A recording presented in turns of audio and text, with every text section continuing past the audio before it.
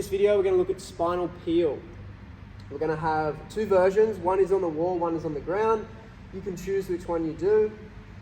So we're just learning how to articulate each vertebrae, or articulate our spine. So I'm on the wall like this. Take a little step away so you can tuck the pelvis and get a nice flat back on the wall. From here, I start to lift my hips and the glutes off the wall. And then each vertebrae, I start to tuck my pelvis under to peel each vertebrae off one at a time, all the way to my shoulders and then to the head.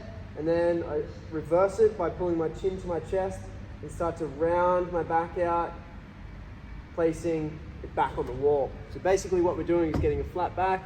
We're peeling from the bottom to the top and then peeling back down from the top to the bottom. I'll just show you one more time and then I'll show you the floor variation.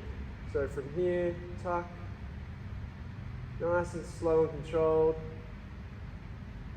Peeling all the way to the top, to here, open right up, and then peeling all the way back down. All right, so we're on the floor. Let's do this variation. Very, very similar. We're keeping our flat back.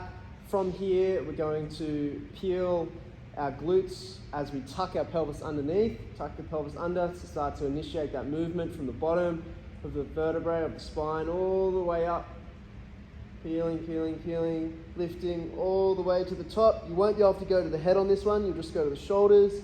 And then from here, we start to reverse the movement, nice and slow and steady, making sure we're not skipping any parts of the spine all the way down to the bottom. I'll just show you one more. We go nice and slow with this, all the way up. You can even go slower than what I'm doing now in this video to make sure you don't miss any segments, all the way up.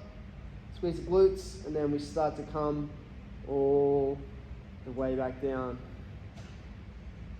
So what we're doing in this movement, either on the wall or here, is just learning how to articulate the spine. This is going to be really helpful for spinal waves and pretty much every part of our movement practice. We really want to get that spine articulating nicely and moving really well.